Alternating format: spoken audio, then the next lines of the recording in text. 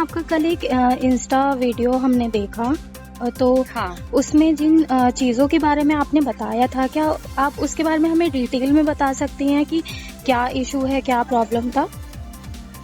देखिए, मेरे साथ पिछले 4-5 साल से बड़ी अजीब-अजीब घटनाएं घट रही हैं और मतलब इतनी सारी चीजें हो गई है, लेकिन मैं आपको ब्रीफली बताऊंगी। मैं जब 2020 में यूएस से वापस आई तो मेरे पास बहुत सारी फिल्मों के ऑफर्स थे और लोग एक्साइटेड थे मेरे साथ काम करने के लिए। बहुत बड़े प्रोजेक्ट्स नहीं थे, छोटे मोटे ही प्रोजेक्ट्स थे, अच्छे प्रोजेक्ट्स थे, अच्छी स्क्रिप्ट वाले। तो सबसे पहली चीज मैंने नोटिस की कि मेरे सारे प्रोजेक्ट्स एक एक करके मतलब साबोटाज कर दिए गए। मतलब मुझे ऐसा लगा कि एक लॉबी है, ग्रुप है या कोई लोग है जो नहीं चाहते कि मैं बॉलीवुड में वापस आऊं, नहीं चाहते कि मेरा कोई काम हो, नहीं चाहते कि मेरी कोई फिल्में हो। और मैं तभी समझ गई थी कि मीटू से रिलेटेड ही है कि मतलब वो कैसा होता था कि अगर मैं वापस आ जाती, फिल्में कर लेती, तो ये जो लोग हैं बॉलीवुड के माफिया है, मीटू अक्यूज्ड है, इनका ईगो बड़ा हर्ट हो रहा था कि ये इसने मीटू की लीडर है और गई अमेरिका चली गई, फिर वापस आ गई, फिर फिल्में भी साइन कर ली, फिर वापस से स्टारडम में भी आ गई। तो इनको लगा कि अगर इसको हम बढ़ने देंगे आगे तो जो बाकी लड़कियां हैं उनकी हिम्मत बढ़ जाएगी, है ना? कि ये मतलब कोई स्पेसिफिक है जिस पे आपको लग रहा है, कोई डाउट? क्योंकि आपने इसमें किसी जासूसी की होने की भी बात बताई थी। हाँ, मैं बताती हूँ। मैं तो सबसे पहली चीज तो ये हुई कि मेरे प्रोजेक्ट्स एक एक करके सारे साबोटाज हो गए। इनफैक्ट एक मैं फनी इंसिडेंट बताऊंगी कि एक बंगाली प्रोड्यूसर था जो मेरे साथ फिल्म करने को बहुत कीन था, उसको इतना डराया गया, इतना धमकाया गया, किसने कॉल किया, उसको क्या हुआ आज तक नहीं पता चला क्योंकि वो भूटान भाग गया। ओके। मुझे बस पता है कि वो पिक्चर साइन करने वाला था, हमारे प्रोजेक्ट शुरू होने वाला था, फिर मैंने मैनेजर को बोला तो मैनेजर बोला कि वो प्रोड्यूसर तो गायब ही हो गया। उस तरह से एक एक करके मेरे सारे प्रोजेक्ट साबोटाज हो गए। उसके बाद मैंने भी बोला चलो कोई बात नहीं, मैं कुछ दूसरा कर लूंगी, अब दूसरा कुछ आ जाएगा। उसके बाद 2021 में और अजीब चीजें शुरू होने लगी क्योंकि मैं सुकून से फिर भी थी, प्रोजेक्ट साबोटाज हो भी गए तो मेरा सुकून नहीं गया, मैं फिर भी खुश थी, मैं अपना कुछ कर रही थी, इवेंट्स वगैरह। 2021 में मुझे और चीजें होने लगी मेरे साथ कि मुझे लगा नहीं, लोग मुझे फॉलो कर रहे थे और जहां जहां मैं जाती थी मतलब एक गिरोह था या ग्रुप था, उनको पता था कि मैं कहाँ जा रही हूँ, कब आ रही हूँ, कब घर से निकल रही हूँ, मुझे फॉलो किया जा रहा था। और एक आध लोग नहीं, ग्रुप्स, झुंड के झुंड आदमी। और ऐसा आपको क्या लगता है कौन हो सकता है इसके पीछे? देखिए, ये अंडरवर्ल्ड वाला एक्टिविटी मुझे लग रहा था क्योंकि वो जो आदमी लोग थे मतलब वो जनरल पब्लिक जैसी नहीं दिख रही थी। वो ऐसा लग रहा था कि उनको हायर किया गया है, उनको बुलाया गया है मुझे परेशान करने के लिए, हरास करने के लिए, इंटिमिडेट करने के लिए। तो वो दूर दूर से ही सही, लेकिन मेरी वीडियो रिकॉर्डिंग निकालते थे, कभी थोड़ा नजदीक ज्यादा आ जाते थे, कभी अगर मैं उनको इग्नोर करूं तो वो मुझे मतलब वो जबरदस्ती दिखा देते थे, जता देते थे कि हम हैं तुम्हारे पीछे, हम तुमको पीछा कर रहे हैं, हम तुम्हारी वीडियो रिकॉर्डिंग निकाल रहे हैं। और एक आध बार तो ऐसा भी हुआ कि वो मेरे सामने चलते थे और अपने मोबाइल में स्क्रॉल करते थे और मैं देख रही हूँ कि उनके मोबाइल में मेरी सारी वीडियोस है, मैं कब निकली हूँ, एयरपोर्ट में गई हूँ, एयरपोर्ट में मैंने टिकट ली, मैं अपना वो सब लिया, बोर्डिंग कार्ड, फिर मैं लाउंज में बैठी, फिर मैंने ये किया, पूरा मतलब एयरपोर्ट से घुसने से लेकर, बोर्डिंग से लेकर, फ्लाइट में बैठने से लेकर सब वो पूरा मुझे सर्वेलेंस कर रहे हैं और मुझे दिखा भी रहे हैं कि हमने तुम्हारी वीडियो ली है, यू नो।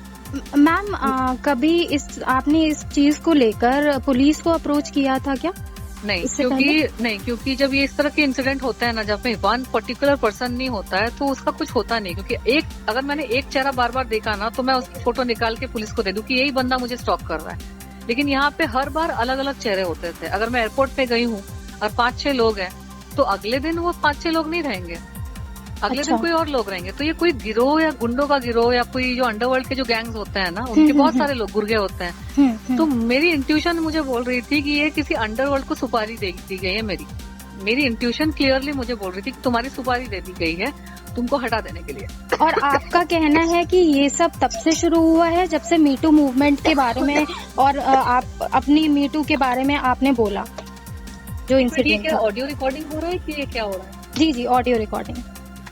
अच्छा, ये खांसी वासी एडिट कर देना। हाँ, बिल्कुल हो जाएगी। काफी टाइम से बोल रही हूँ, आपको खांसी होती है। नहीं, कोई बात नहीं मैम, आप आराम से बोलिए। जी तो मीटू मूवमेंट के बाद ही अजीब अजीब चीजें शुरू हो गई थी मेरे साथ। बहुत अजीब अजीब चीजें हुई, बहुत डेंजरस सिचुएशंस से मैं गुजरी हूँ, क्योंकि मीटू के बाद मुझे लगने लगा था 2019 में मैंने ना नाना पाटेकर के नाम फाउंडेशन के ऊपर एक सॉरी प्रेस कॉन्फ्रेंस किया था। ओके जहाँ पे मैंने नाम फाउंडेशन के ऊपर सवाल उठाए थे कि ये एनजीओ करती क्या है, इतना पैसा ऐंठती है गवर्नमेंट से, पब्लिक से, तो करती क्या है।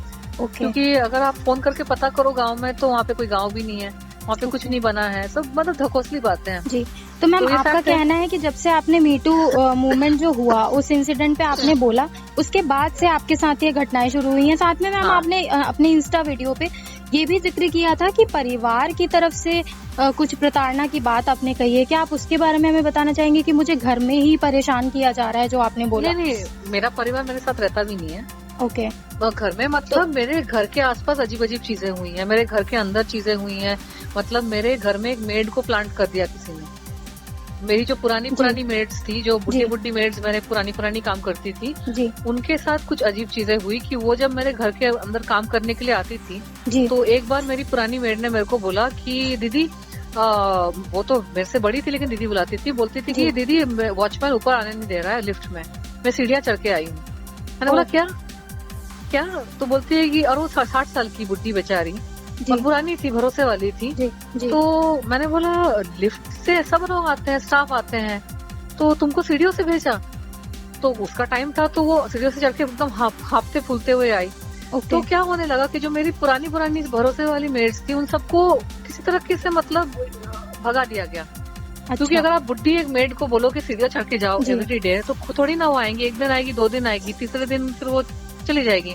जी मैम, आपने बताया कि आप इसको लेकर जो भी इंसिडेंट्स आपके साथ 5 साल में हुए हैं, मुझे कंप्लीट करने दो। उसके बाद क्या हुआ, पुरानी मेड भगा दी गई, और जो नई मेड को कोई लेके आया था, तो वो नई मेड बिल्कुल ही मतलब चालाक शातिर दिमाग, वो प्लांट की हुई निकली। मतलब किसी ने उसको भेजा था मेरा नुकसान करने के लिए, मुझे डैमेज करने के लिए। वो आई और वो पानी भरती थी, साफ सफाई करती थी, फटाफट सब कर लेती थी, बाकी सब ठीक था। लेकिन जब पानी भरती थी, उसने मैं पानी में कुछ खाने पीने में कुछ मिलाती थी वो, तो मैं बिल्कुल बीमार पड़ गई। मैं 17, 18, 16 घंटे मतलब मैं बेहोश पड़ी रहती थी। मेरी हालत इतनी खराब हो गई कि मतलब मुझे समझ नहीं आ रहा था कि मेरे साथ हो क्या रहा है। और उसके आने से पहले मैं एकदम चंगी, एकदम मतलब 5 टाइम्स वीक मेडिटेशन कर रही हूँ, योगा वर्कआउट सब, जिम ट्रेनर वगैरह सब, पर्सनल ट्रेनिंग सब कर रही हूँ, and I am very fit and very energetic and सब। ये मेरे पानी में ऐसा कुछ मिला रही थी, उसको भेजा गया था मेरे घर में, ताकि मेरे खाने पीने में चीजें मिला के मुझे बीमार कर दिया जाए, या फिर मैं मर जाऊं या कुछ भी, कि मेरी मरने जैसी हालत हो गई थी। और ये चीजें मैम आपको कैसे पता चली, जो आप मुझे बता रही हैं अभी? क्योंकि मेरी हालत हो गई थी, मैं तो खुद ही देख रही हूँ अपनी कंडीशन डिटोरेट हो रही थी दिन पर दिन, और बहुत जल्दी डिटोरेट हो गई। मतलब ऐसा नहीं कि हफ्ते भर लगे मुझे डिटोरेट होने में। जैसे ही वो मेड आई, जी 3 दिन में मेरी कंडीशन मतलब एकदम टॉप लेवल चंगी कंडीशन से आई वाज क्रैश्ड कंप्लीटली। मतलब जो लड़की 7-8 घंटे से पहले 7-8 घंटे से ज्यादा सोती भी नहीं है, जो मैं 5 दिन वर्कआउट कर रही हूँ, मैं जिम ट्रेनिंग से वर्कआउट कर रही हूँ, पर्सनल ट्रेनर के साथ वर्कआउट, योगा कर रही हूँ, पूजा पाठ मेडिटेशन कर रही हूँ, मैंने सब बंद कर दिया, क्योंकि मेरी हालत ही इतनी खराब हो गई थी।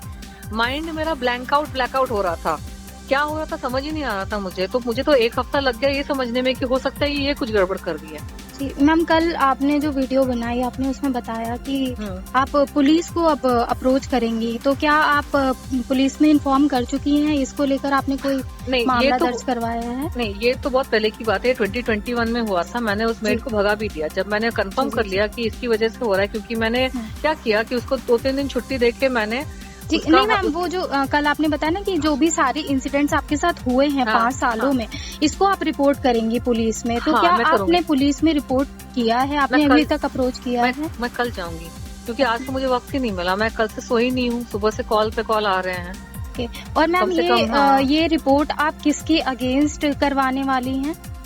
तो ये जो रिपोर्ट है, ये किस तरह से वो बनाएंगे वो उनके ऊपर डिपेंड करता है। क्योंकि यहाँ पे क्या है, नाना पाटेकर खुद तो सामने आकर उसने मेरे को चाकू खंजर नहीं फोका है, राइट? जी खुद आके उसने मेरे खाने पीने में जहर नहीं मिलाया है जी।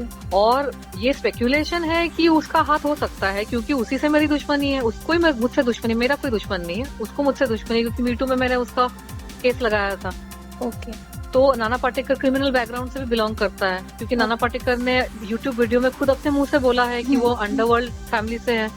अगर वो एक्टर नहीं होता तो अंडरवर्ल्ड का डॉन होता। उसने अपने खुद के मुंह से बोला है कि वो मान्या सुरवे उसका कजन था।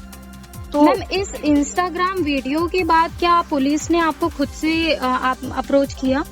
नहीं, मैंने पहले के लिए नहीं, इंस्टाग्राम वीडियो तो मैंने बाद में बनाया, पुलिस पहले आई थी।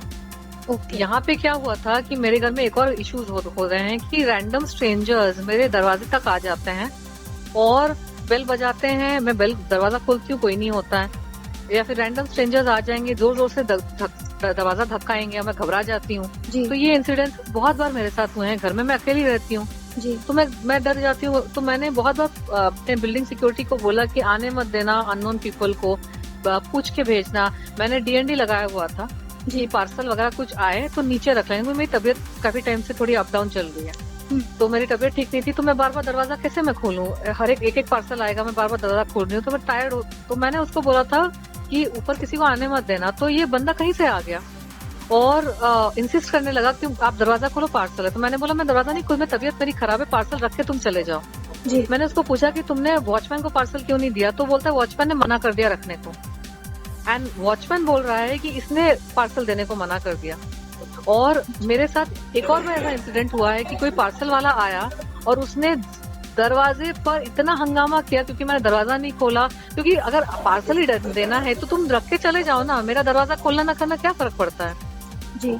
OTP की जरूरत नहीं है, पार्सल में OTP की जरूरत नहीं पड़ती। एक आध पार्सल आते जिसमें OTP की जरूरत पड़ती है तो वो भी मैं वॉचमैन को दे देती हूँ फोन करके जी। तो ये एक बंदा मुझे परेशान कर रहा था जो बीच बीच में आ जाता है, और उसको कौन भेजता है मुझे वही समझ में नहीं आ रहा है कि कोई क्यों ऐसा परेशान करेगा मुझे कि दरवाजा धक्का रहा है, बार बार फोन कर रहा है।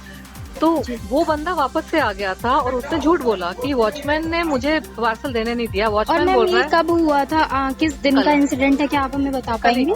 कल। और ये पहले भी हो चुका है। तो मेरी बिल्डिंग के वॉचमैन और सिक्योरिटी और इन सब चीजों को लेकर मुझे बहुत दिक्कतें हुई हैं। रैंडम पीपल, ये तो पार्सल वाले की बात कर रही हूँ, उसके अलावा अननोन पीपल जिनको मैं जानती भी नहीं हूँ, कहाँ से कैसे तो भी दरवाजे पे आके दरवाजा धक्का, मतलब मुझे डराने के लिए।